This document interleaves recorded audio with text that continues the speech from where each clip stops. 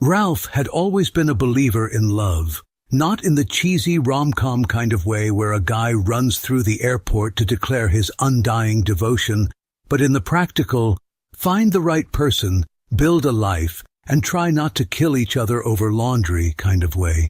So when he met Martha in their early 20s, it felt like hitting the jackpot. She was beautiful, smart, and had that effortless charm that made people gravitate toward her. Together, they were that couple, the one people looked at and thought, wow, they're made for each other.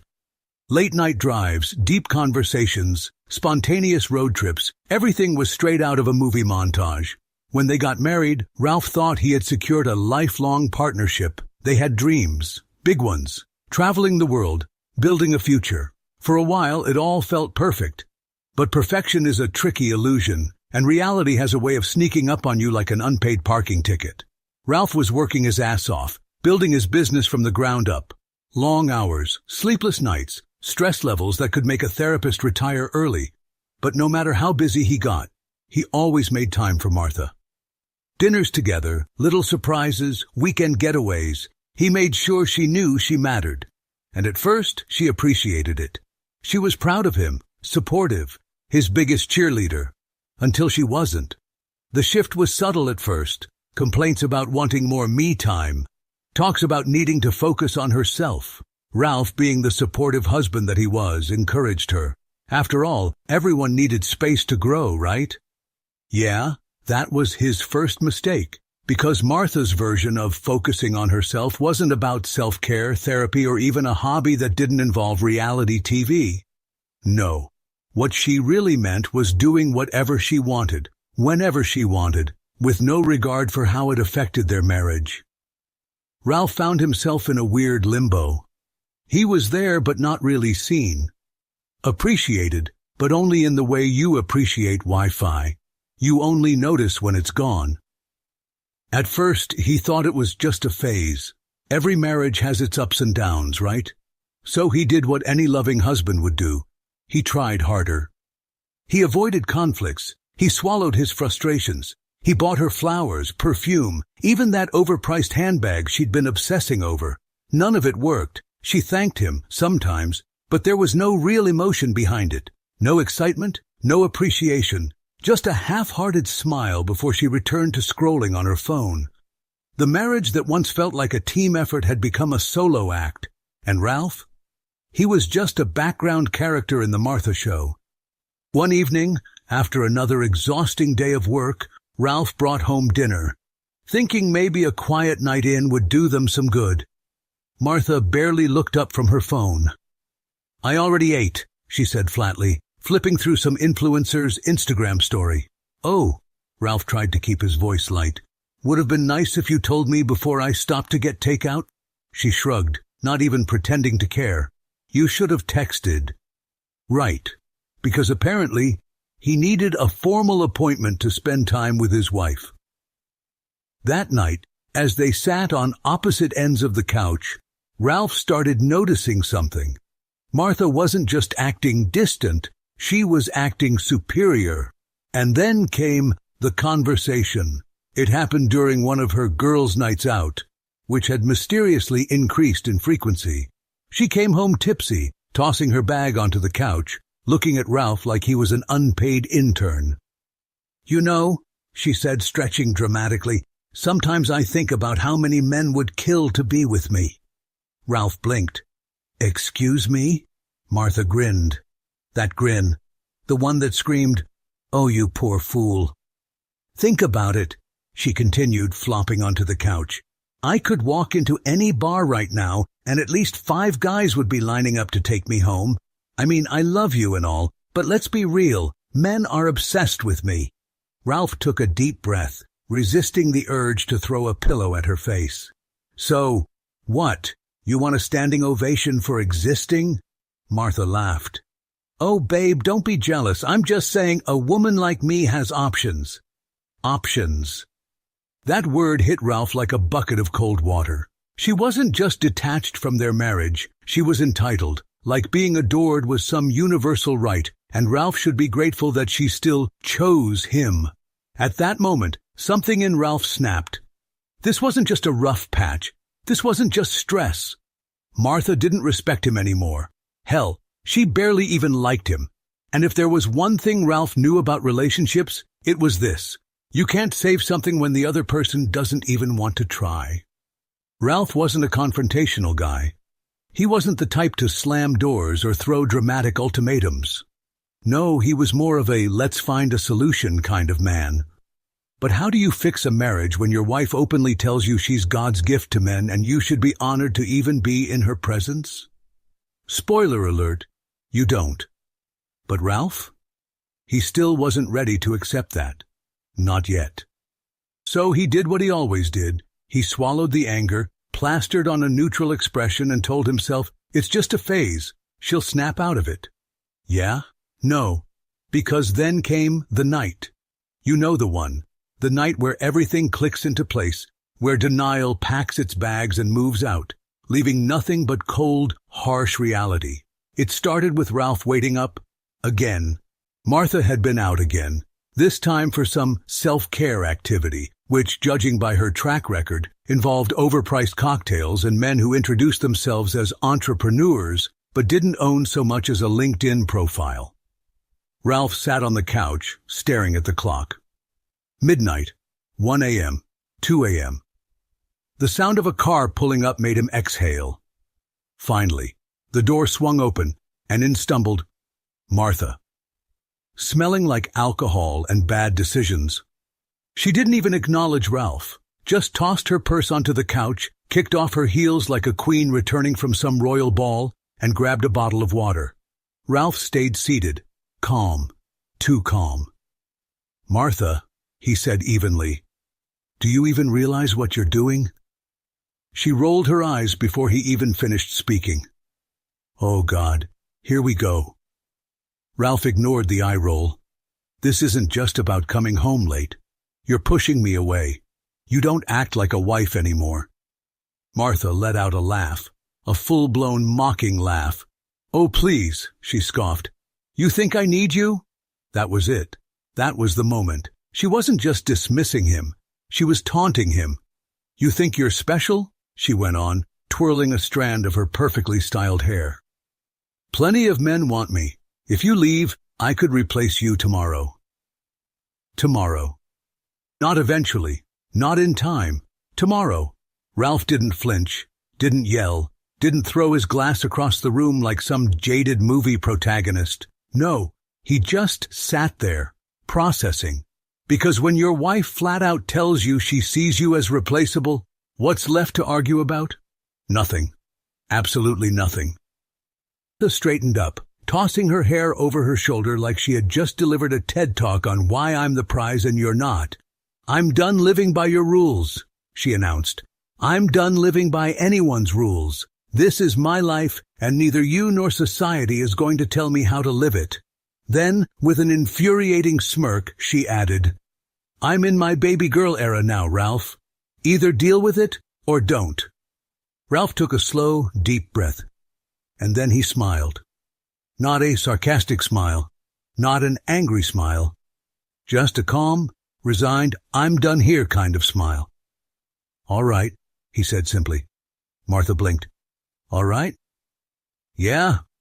Ralph stood up, stretched, grabbed his phone off the coffee table. You want to be in your baby girl era? Go for it. Then he walked past her, heading for the bedroom. Martha stood there waiting for something else. A fight, a guilt trip, maybe even an apology. She got nothing, because for the first time, Ralph didn't care anymore. The next morning, Ralph did what every man does when he's had enough. He called a lawyer. Not just any lawyer, the best damn divorce lawyer in town. The kind of guy who could get a billionaire's ex-wife nothing but a bus pass and a pat on the back. Ralph wasn't interested in playing games. He wasn't interested in working things out or finding common ground. He wanted one thing and one thing only, a clean break. Martha, on the other hand, she didn't even seem fazed. When he told her he was filing for divorce, she barely looked up from her phone. Okay, she said, scrolling through Instagram, if that's what you want. That was it.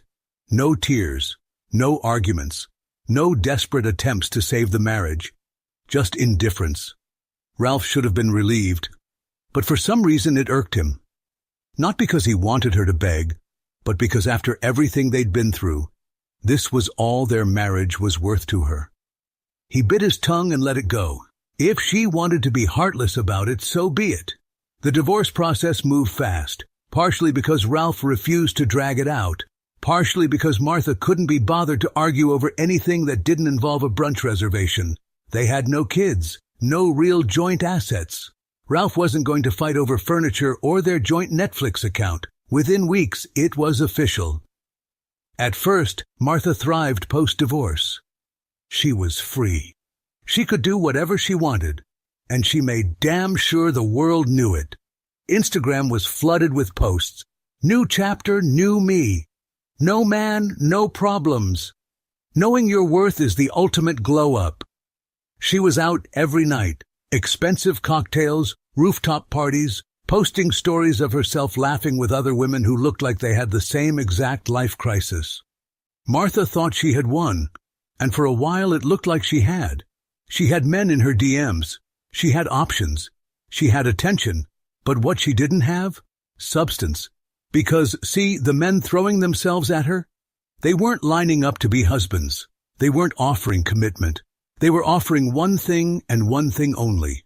Martha wanted adoration. She got "you up" texts at 2 a.m.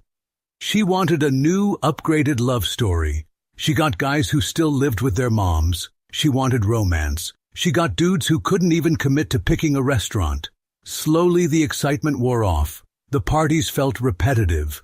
The flings felt shallow. And worst of all, the men who actually wanted a real relationship? Yeah, they weren't the kind of guys she wanted. Martha had spent years believing she was the prize, that any man would be lucky to have her. But what she never considered was this: what if the kind of man she actually wanted didn't want her back? Before you find out what happens next, please subscribe to the channel. Ralph?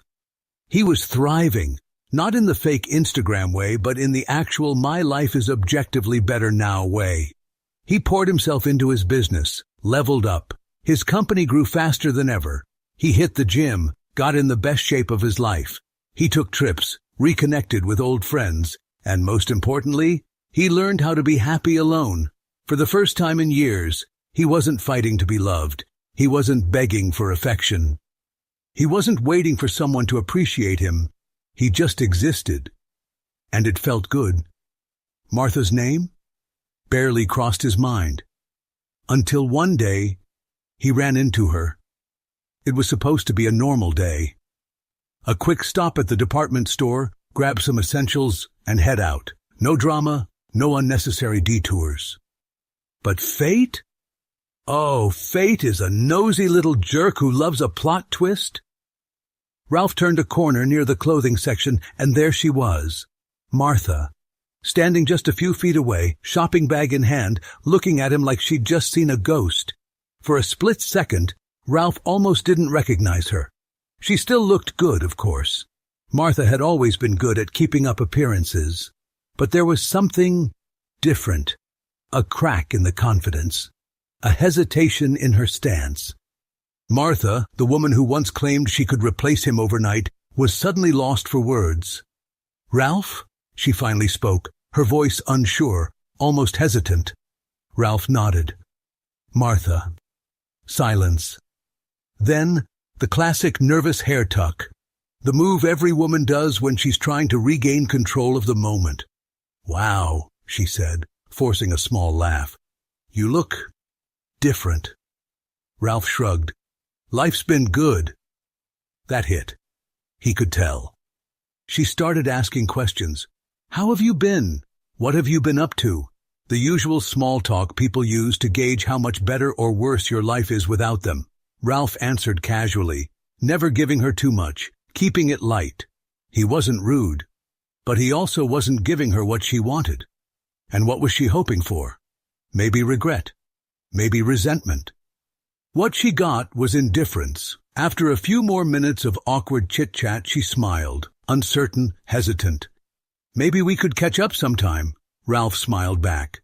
"Yeah, maybe." They both knew that was a lie. Days later, it started. First, a text, a simple casual, "Hey, it was nice seeing you the other day." Ralph hesitated before responding. His fingers hovered over the keyboard. Against his better judgment, he replied. From there, the floodgates opened. At first, it was small talk.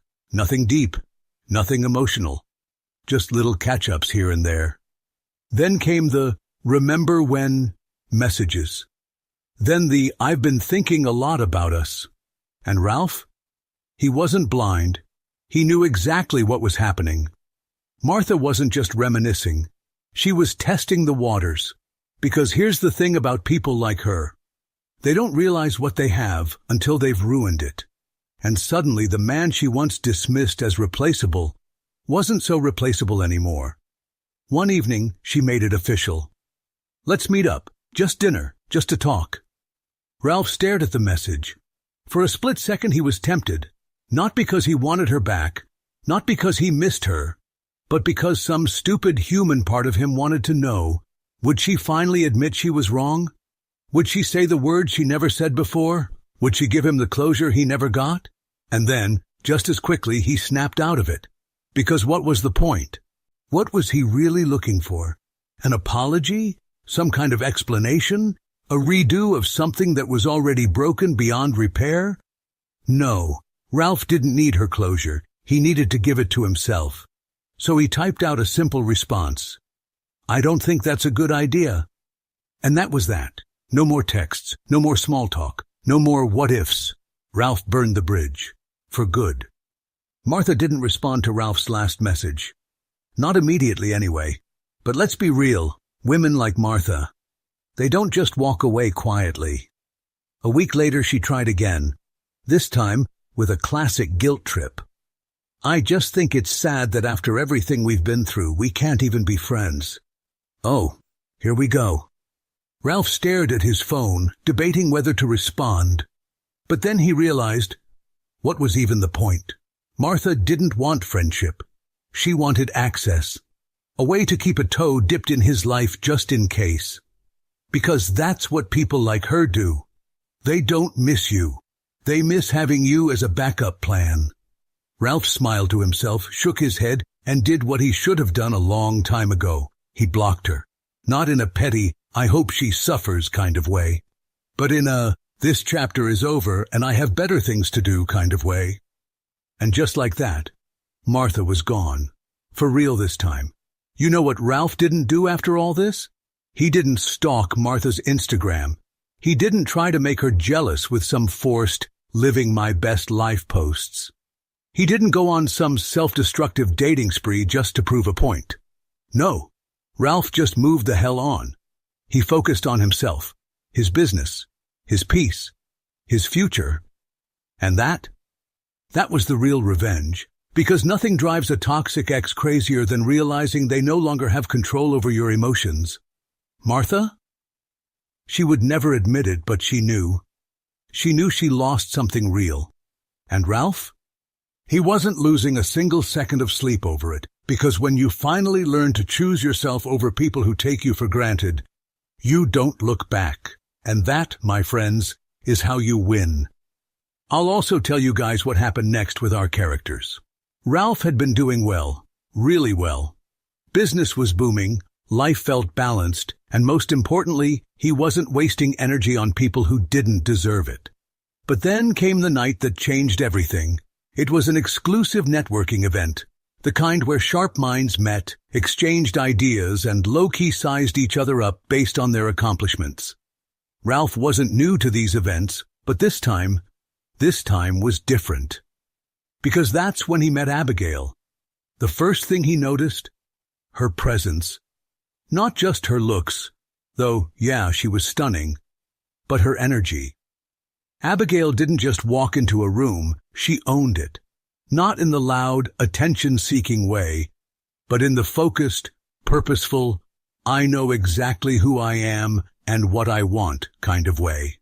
And Ralph? He felt that. She was driven, razor-sharp, and yet there was something kind about her, a warmth that balanced out the intensity. She had vision, ambition, and more importantly, She knew what she wanted out of life. It didn't take long for them to find a rhythm. One conversation led to another, and before Ralph knew it, they were deep into discussing business, personal philosophies, life goals, the real stuff. With Martha, everything had been about what she could get. With Abigail, it was about what they could build. Their conversations were electric. Not just flirtatious, though there was definitely that spark, but intellectually engaging. They challenged each other, inspired each other, and more than anything, Ralph felt something he hadn't felt in years, excited. So he did what any smart man would do. He asked her out. And to his pleasant surprise, she said yes. Meanwhile, in Martha's world, the illusion shatters. While Ralph was experiencing something real, Martha was still chasing a fantasy. After the divorce, she had convinced herself that she was still the prize, that she could have any man she wanted, that she was just one lucky night away from proving to herself that she hadn't lost her appeal. So, naturally, she found herself in all the wrong places, with all the wrong men. First came Tom. Charming, smooth-talking, always had a perfect excuse for everything. The problem? Tom was married. And not just technically still married but separated, no. Full-on, happy family, 2 kids, white picket fence married. By the time Martha found out, she was furious. But deep down, she couldn't ignore the nagging realization. She hadn't even bothered to check, because in her mind she was still untouchable. Any man who flirted with her had to be genuine, right? Wrong. Then came Trevor. Trevor was different. Or at least, he made her think he was. He had that effortless charm, the kind that made you feel like you were the only woman in the world. He told her everything she wanted to hear, that she was amazing, that he saw a future with her, that she deserved the world. Martha was hooked, until she started noticing the red flags. Trevor's money problems, the vague stories, the constant business deals that somehow never worked out, and then came the favor. It started small. Hey, can you spot me a couple hundred, just until next week? Then it escalated. If you could just loan me $5,000, I could finally close this deal. It's a sure thing, babe.